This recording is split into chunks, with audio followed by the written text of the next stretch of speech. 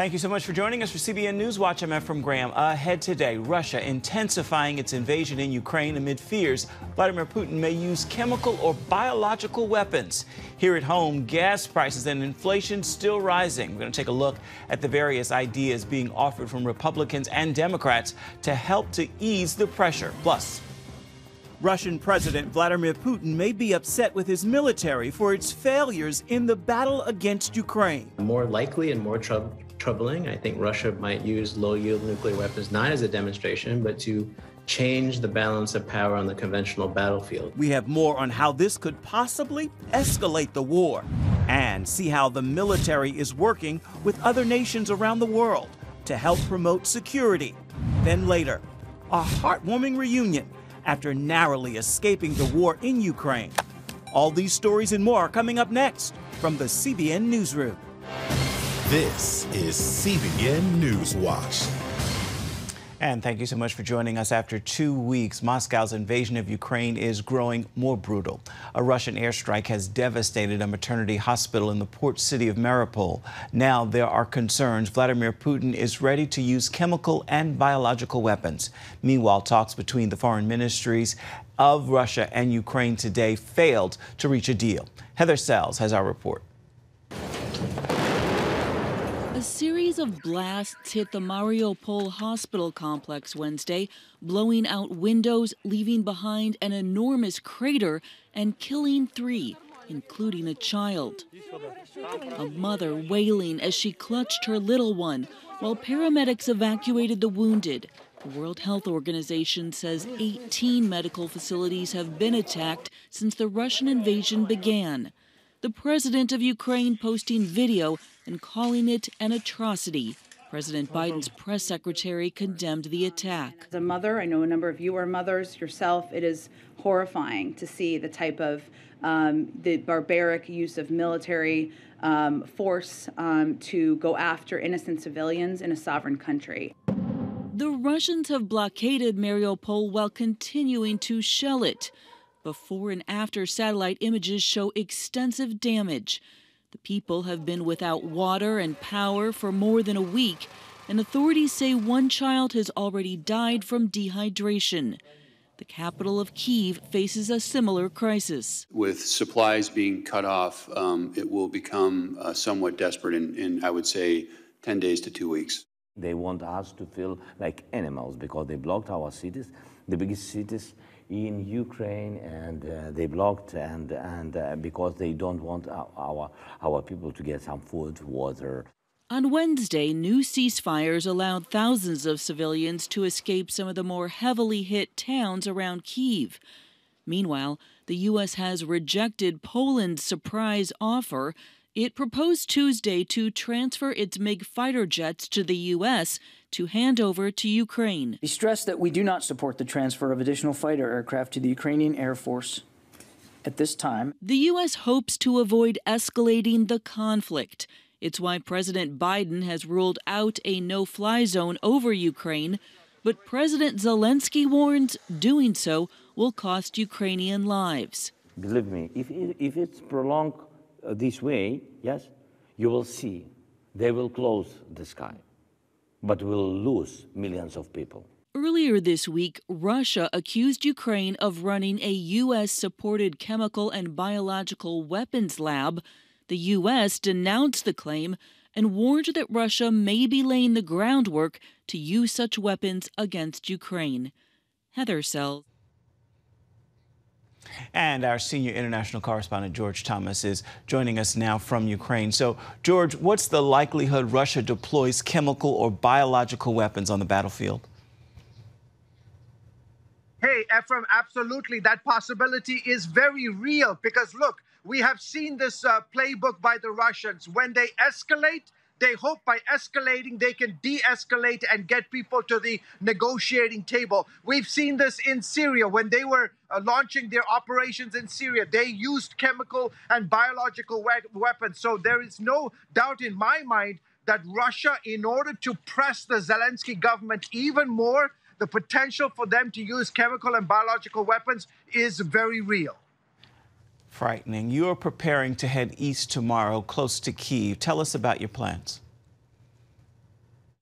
Yeah, so Ephraim, right behind me is a van that is chock full of essential critical supplies that's heading to to Brussels. If you look at a map of Ukraine, it's about southwest rather, of the capital city, Kyiv. And we're going to be taking this, I'm going to be joining this convoy, this humanitarian convoy, heading to the east. In essence, this particular center that we're going to go to is partnering with Orphans Promise, and they've been doing tremendous work over many, many years. Today, Ephraim, at this particular center, there are, on average, each day, close to about 200 refugees that are fleeing from Kyiv and other parts of eastern Ukraine. They're taking these supplies. It's going to be quite a, potentially precarious journey. It typically takes about 3 hours, and we're anticipating at least a 10 to 12-hour journey to get these critical supplies to that center.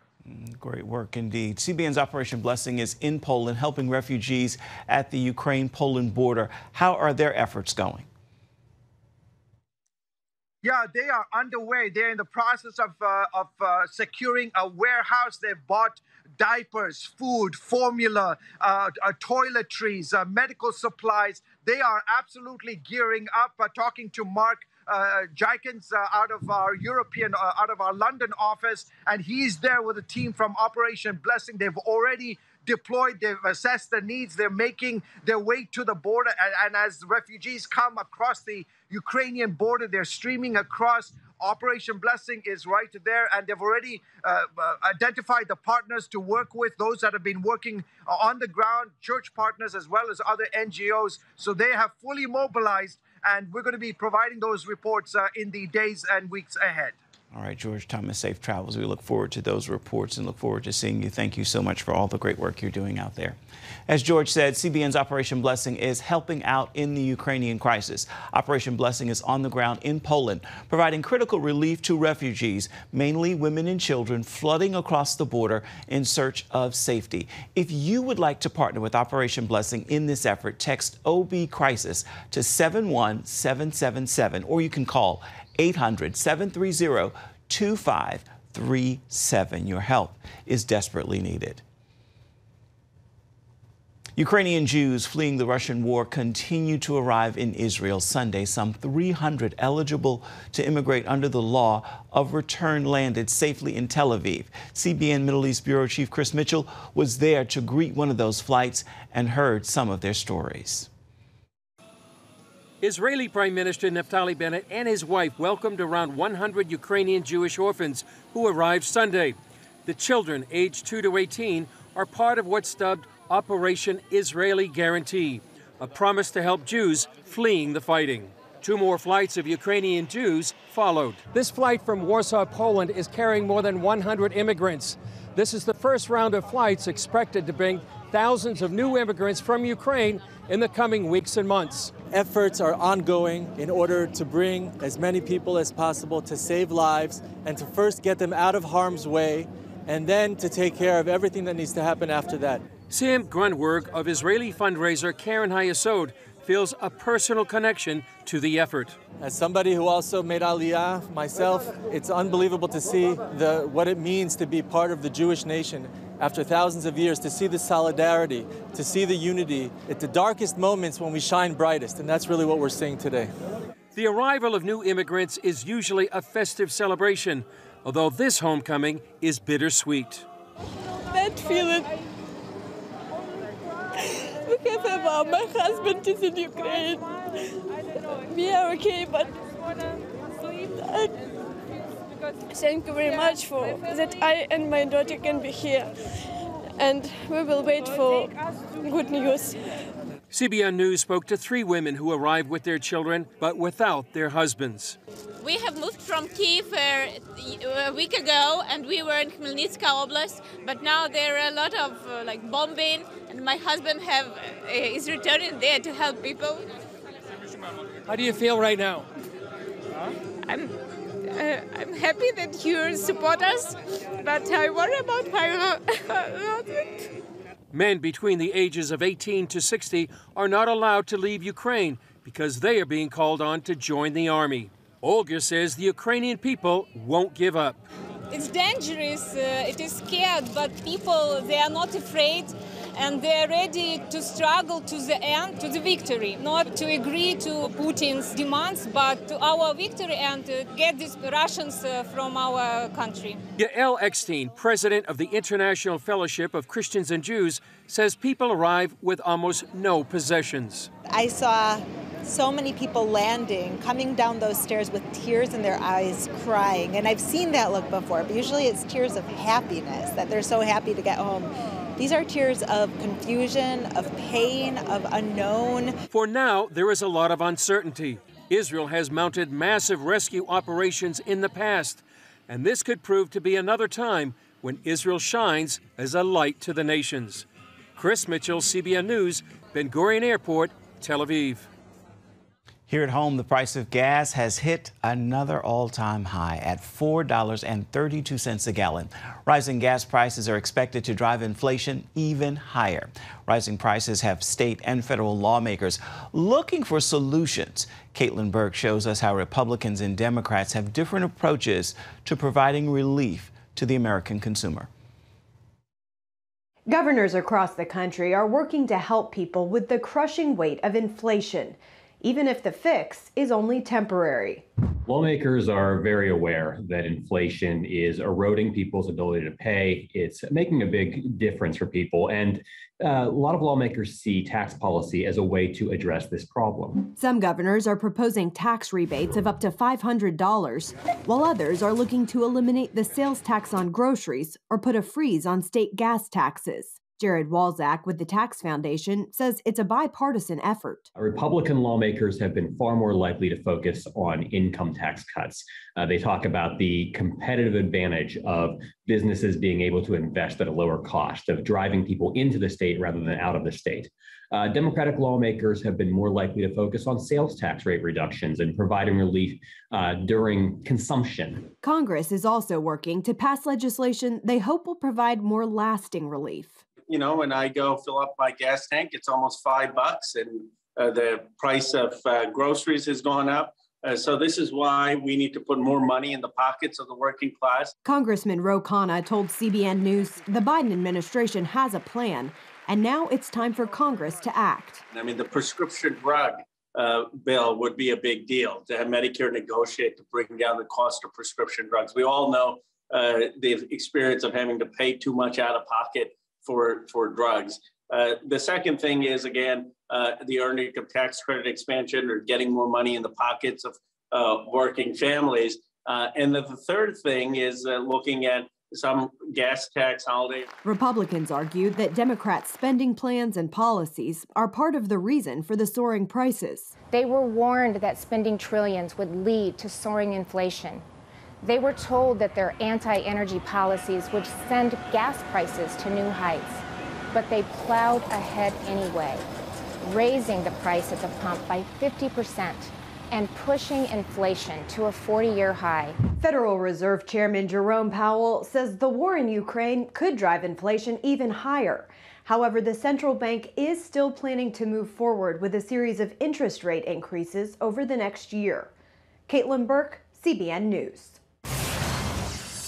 Coming up, a look at how Russian President Vladimir Putin may be looking to expand his war efforts. Please stay with us.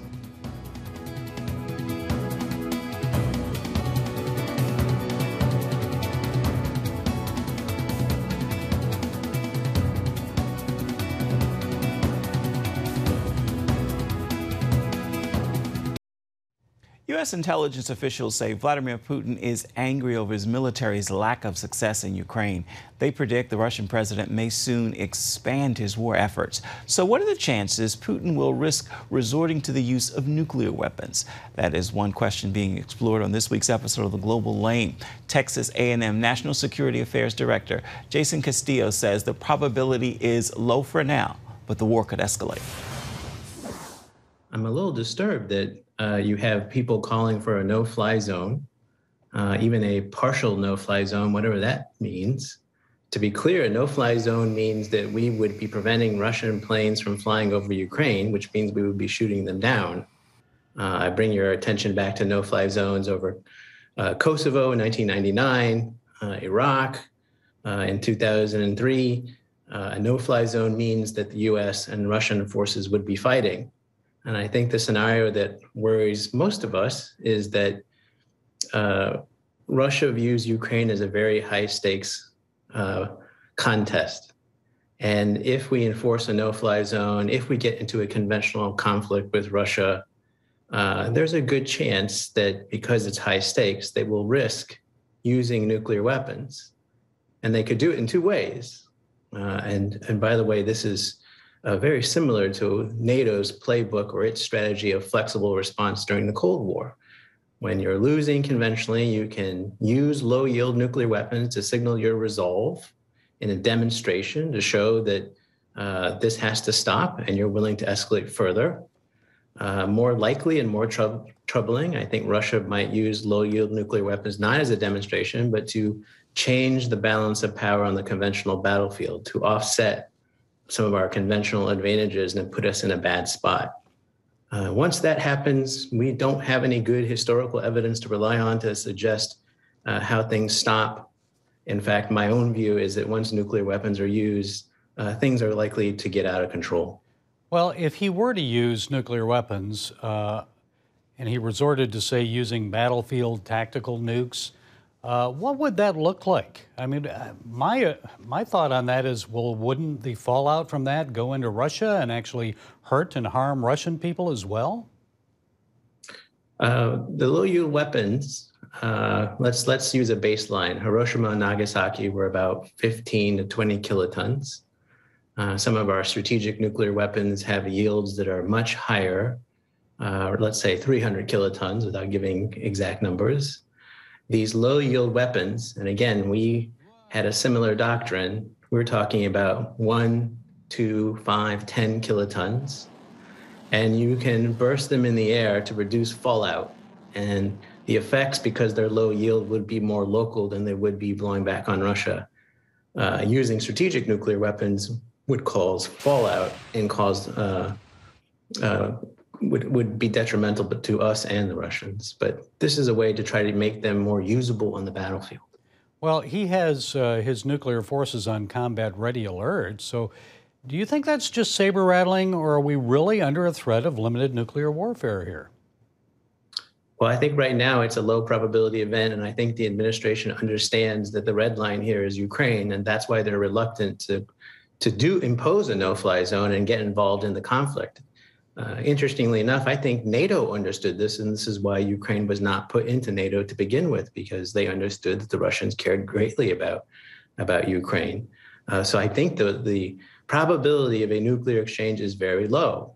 But if the conflict continues and NATO gets involved, and NATO forces are quite good, especially NATO air power, that could push Putin against the wall. So again, I want to reiterate that I'm very happy that this administration has decided not to get involved militarily.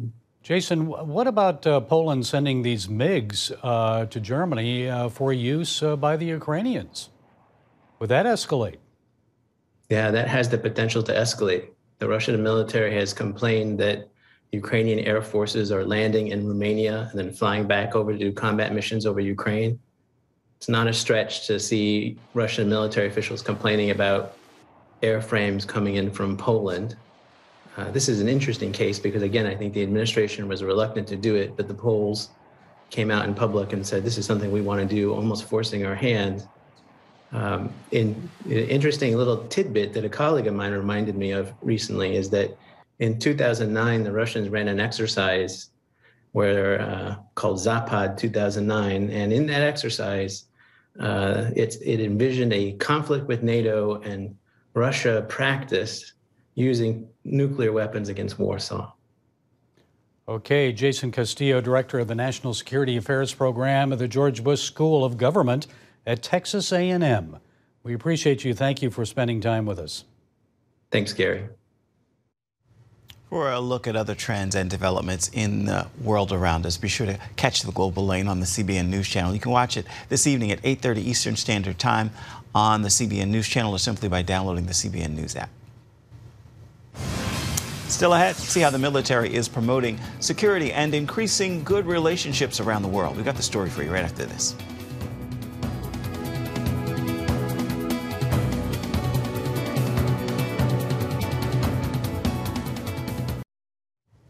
Turning now to our On the Home Front report, U.S. naval forces from around the world and several international organizations started the Cutlass Express 2022 earlier this year. The Cutlass Express assesses and improves maritime law enforcement capacity, promoting security and increasing relationships between the United States and African nations. Hospital correspondent Randy Hansen shares his mission during an exercise in Kenya. The training that we conducted in the first part was the tourniquet drill. And tourniquets are very important just because of the massive bleeding. This training is going to be very important because if they are to have a casualty, if one of their comrades does go down, they will know how to help them in a way that they didn't know how to do before. So this is very important for them to know how to do some type of tactical combat care and make sure safety is first, and then they can all make it back. I believe this is a great event that we are conducting, helping our fellow African nations. I think all this has been conducted and handled well, and I believe that we should continue this in the future. Lower. Check for breathing. Coming up, we share a heartwarming reunion in the midst of the war in Ukraine. Stay with us. Tears of joy for an Ohio teacher reunited with her mom and brother who both narrowly escaped the war in Ukraine. Ina Ogle says not only were bombs exploding outside her mother's home, but her brother has cerebral palsy and had to be carried down 8 flights of stairs. A Christian Center for the Disabled helped to get mom and son to Germany. Ina's husband, Dylan, was waiting for them so he could bring them back to Ohio. They're now praying for others still trapped in Ukraine. Time now for your Thursday Thankful. I want to leave you with this prayer of gratitude. Father, thank you for your peace. Even in troubling times, I take comfort knowing you're still in control. I may not always understand, but I must always trust you. With that prayer, I encourage you to go through this day with an attitude of gratitude. That is going to do it for this edition of CBN NewsWatch. You can always find more of our programs on the CBN News Channel. You can also find them online anytime at cbnnews.com. Let us know what you think about the stories you've seen here today. Email us, newswatch@cbn.com. You can also reach out and touch us on Facebook, Twitter, and Instagram. We'll see you right back here, same time tomorrow.